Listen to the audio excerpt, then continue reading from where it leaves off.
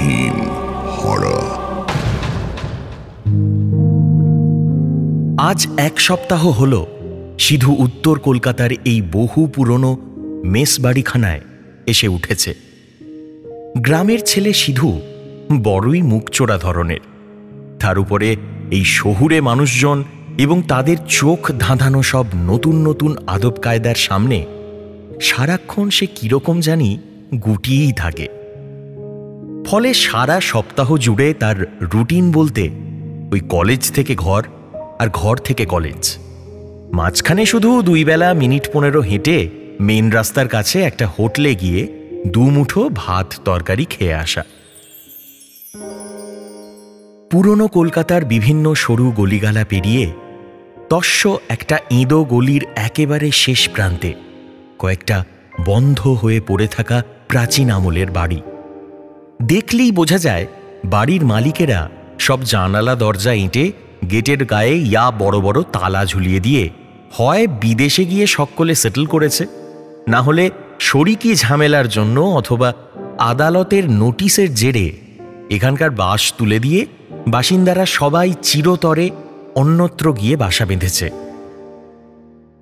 গলিতে সন্ধে নামার পর ল্যাম্পপোস্টের হলুদ টিমটিমে আলোয় অন্ধকার বাড়িগুলোকে মনে হয় সব যেন এক একটা আদিম কালের কোনো বিশালাকার জন্তুর আত্মা, অচেনা পথিকের জন্য বিরাট বিরাট কালো হাঁ করে বসে আছে অনন্তকাল সময় ধরে। সকাল বিকেল পাশের বস্তির কয়েকটা বাচ্চা ছেলে নির্জন গলিটায় ক্রিকেট খেলতে আসে, ব্যাস ওই পর্যন্তই। রাতে আগে কিছু দুষ্কৃতীর দল এই চত্বরে আস্তানা গাড়ার চেষ্টা করেছিল বটে, কিন্তু একবার একটা খুনের ঘটনাকে কেন্দ্র করে এমন এক গোলমাল হয় যে তারাও ভয়ে আর ওদিকে পা বাড়ায় না। সিধু গ্রাম থেকে এসে কলেজে ভর্তি হয়ে প্রথম কয়েক মাস এক আত্মীয়ের বাড়ি উঠেছিল। তারপর কাগজে বিজ্ঞাপন দেখে পিন্টুদার সাথে তার যোগাযোগ হয়। তার কাছেই সিধু শুনেছে যে গলির একদম শেষের বাড়িটায় 13 ঘর শরিকদের মধ্যে পিন্টুদার মাও ছিলেন একজন। কিন্তু প্রায় ভেঙে পড়া এই বিপজ্জনক বাড়ির তলায় চাপা পড়ার হাত থেকে বাঁচতে একে একে বাসিন্দারা সবাই এদিক ওদিক চলে গেল। শেষমেশ বাকি পড়ে রইল মাত্র 2 ঘর শরিক, পিন্টুদার মা, ছেলে 2 জন আর তার এক অসুস্থ বুড়ো জ্যাঠামশাই। তা সেই বুড়ো জ্যাঠা যেদিন মারা গেলেন তার মাসখানেকের মধ্যেই পিন্টুদাও ঘর জামাই হয়ে তার শ্বশুর বাড়িতে গিয়ে উঠল। সাথে এলো তার একলা বিধবা মা।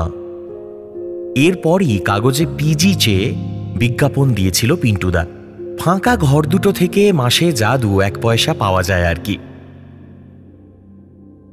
সিধু অবশ্য থাকতে এসে বুঝল এটা শুধু নামেই মেস বাড়ি।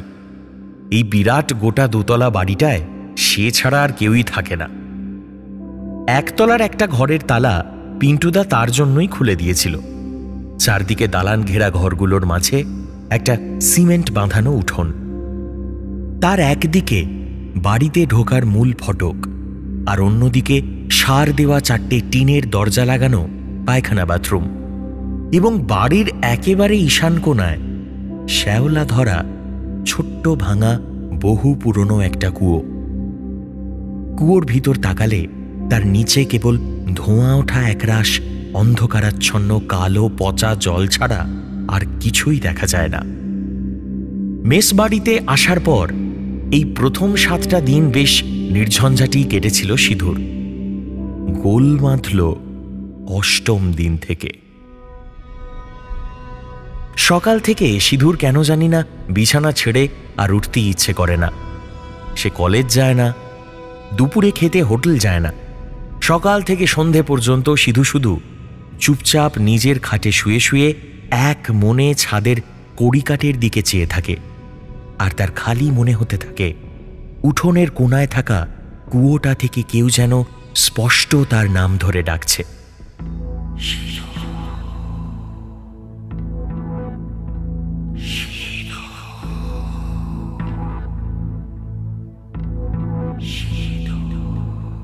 তবে আশ্চর্য রকমভাবে ব্যাপারটায় সিধুর এক ফোঁটাও ভয় করল না। শুধু তার প্রচণ্ড শীত করছে, প্রচণ্ড শীত। বাড়ি থেকে আনা মোটা কম্বলখানার তলাতেও হাত পা সব যেন কেমন বরফ হয়ে আসছে। পুরনো আমলের বাড়ির মোটা দেওয়াল ভেদ করে মোবাইল টাওয়ারও আসতে চায় না। সিধুকে প্রতিদিন রাতে একবার করে বাড়িটা থেকে বেরিয়ে রাস্তায় এসে তার মাকে ফোন করতে হয়, কিন্তু আজকে তার সেটুকুও করতে ইচ্ছে করল না। রাতের দিকে সিধুর ধুম জ্বর এলো। সে জ্বর গায়ে স্বপ্নের মধ্যে পরিষ্কার দেখল কুয়োর ভিতর থেকে অবিকল তার মতো দেখতে একটা ছেলে ভিজে গায়ে কুয়োর দেওয়াল বেয়ে ধীরে ধীরে উপরে উঠে উঠোন পেরিয়ে তার ঘরের দরজার সামনে এসে স্থিরভাবে দাঁড়িয়ে রয়েছে। আর তার সারা শরীর থেকে পচা একটা গন্ধযুক্ত ঠান্ডা কালো ধোঁয়া। জলের ধারা গা থেকে মেঝেতে পড়ছে, গড়িয়ে গড়িয়ে দরজার তলা দিয়ে তার বিছানার চারপাশ যেন ভাসিয়ে নিয়ে যাচ্ছে। ঠিক এমন সময় সিধু ঘুম থেকে জেগে উঠল। সিধু বুঝতে পারল ঘাম দিয়ে তার জ্বর ছাড়ছে। সিধু আরও বুঝতে পারল তার পেয়েছে প্রচণ্ড জোরে খিদে, কিন্তু তারও আগে তাকে যেতে হবে বাথরুমে। কিন্তু উঠোনের কোনায় থাকা ওই কুয়োর পাশ দিয়েই যেতে হয় বাথরুমে। সিধুর কেমন জানি না ভীষণ ভয় লাগল। তার সারা গায়ে হঠাৎই কাঁটা দিয়ে উঠল এটা ভেবে যে দরজা খুললেই সে দেখতে পাবে দরজার সামনে দাঁড়িয়ে রয়েছে হয়তো আর একটা সিধু। অনেক কষ্টে সিধু বিছানা ছেড়ে উঠে ঘরের আলোটা জ্বালালো। ভয়ে ভয়ে দরজা খুলল।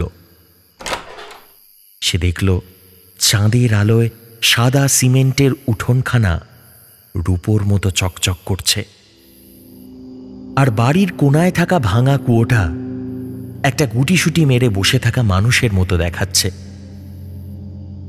সিধু খুবই ধীর গতিতে বাথরুমে পৌঁছল এবং কিছু একটা মনে হওয়াতে সেখান থেকে পিছনে ফিরে একবার তার ঘরটার দিকে তাকাতেই সে চমকে উঠল।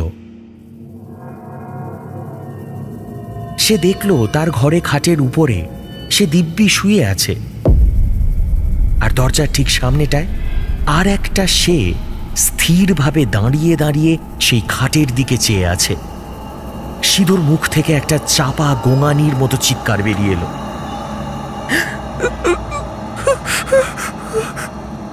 ভয়ে চোখ বন্ধ হয়ে গেল সিধুর, এবং দুহাত দিয়ে সে নিজের মুখটা ঢেকে নিল। তক্ষুনি কয়েক সেকেন্ড পর চোখ দুটো খুব আস্তে আস্তে খুলে আঙুলের ফাঁক দিয়ে সিধু দেখল কোথাও কেউ নেই।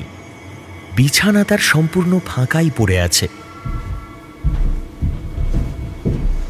ঠিক এই মুহূর্ত থেকে শুরু হলো দোতলার ঘরে একটা হুটোপাটির আওয়াজ। সিধু নিশ্চিতভাবে জানে এই বাড়িটাতে সে ছাড়া আর কেউ থাকে না। তার বুকটা ঢিপ ঢিপ করতে লাগল। সিধু দৌড়ে গিয়ে তার ঘরের দরজা বন্ধ করে দিল।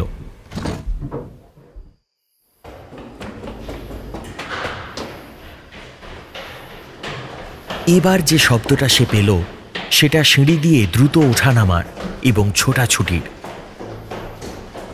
তা এতটাই স্পষ্ট যে সেটা ৩-৪ জনের, এটাও স্পষ্ট বুঝতে পারল সিধু। এতক্ষণ সিধুর শুধু ভয়ই লাগছিল, কিন্তু এবার সে যেটা শুনল তাতে তার কাছে সবকিছু কেমন জানি তালগোল পাকিয়ে গেল। সিধু শুনতে পেল ভয়ার্ত কণ্ঠে বাইরে থেকে কেউ একজন বলছে, দেখলি তো পিন্টুটা কেমন আমাদের ভাসিয়ে দিল। মেসে ঢোকানোর সময় বলল না না না না, ভয়ের কিছু নেই।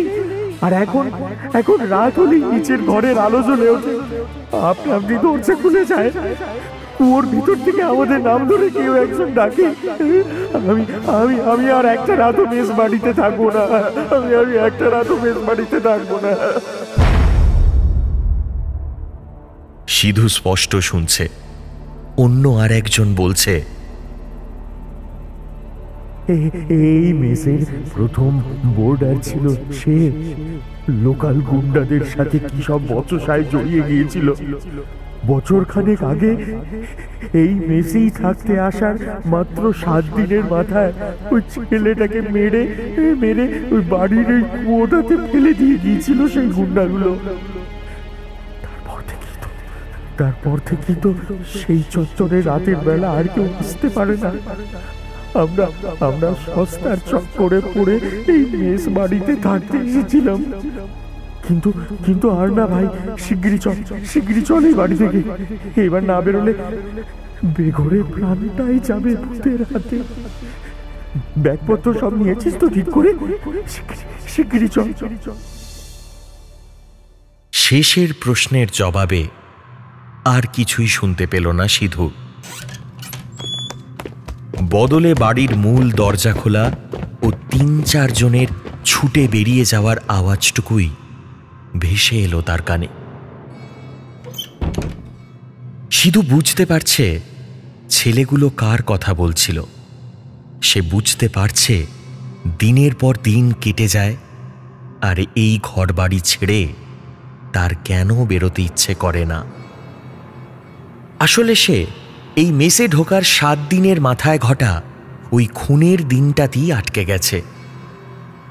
সিধুর প্রতিদিন সকালে আর কিছুই মনে থাকে না, শুধু ঘর থেকে আর বেরোতে ইচ্ছে করে না তার, এবং প্রতিটা রাত কাটে এক প্রবল ভয়ের মধ্যে।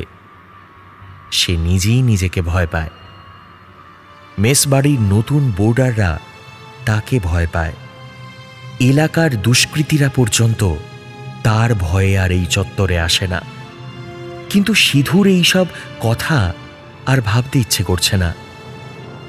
ভোর হয়ে আসছে, ধীরে ধীরে আবার সবকিছু ভুলে যাবে সে।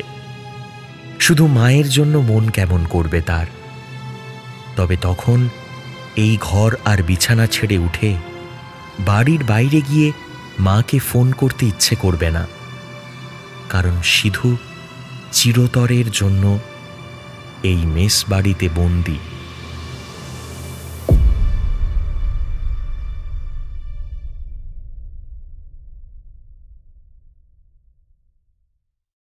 হারহিম হরর আপনারা শুনতে পারেন এক্সক্লুসিভলি মির্চি বাংলার ইউটিউব চ্যানেল এবং গানা অ্যাপে।